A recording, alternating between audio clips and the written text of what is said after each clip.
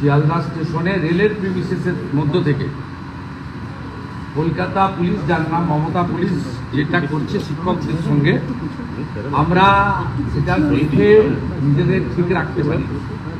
আমরা ডিআরএম এর কাছ থেকে জানিয়ে 1 ঘন্টা আগে জানিয়ে এখানে এসেছি।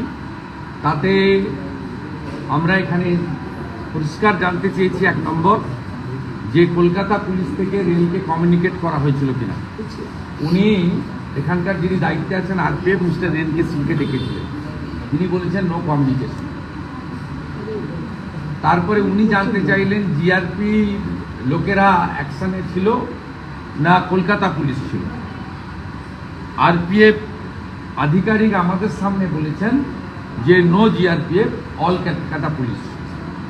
এবং সেন্ট্রাল যিনি এখানকার ডিসি আছেন ইন্দিরা মুখার্জির নেতৃত্বে এটা হয়েছে।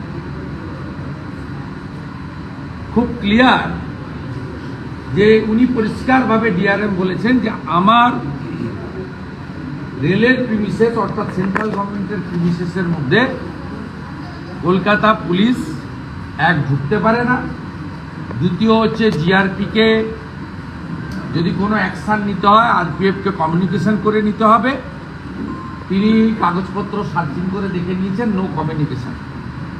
আমরা বলেছি যে কেন্দ্রীয় সরকারের কোনো প্রপার্টি সেখানে দাঁড়িয়ে শিক্ষকদের উপরে, তাদের যৌক্তিক আন্দোলনের উপরে অত্যাচার করা যাবে না।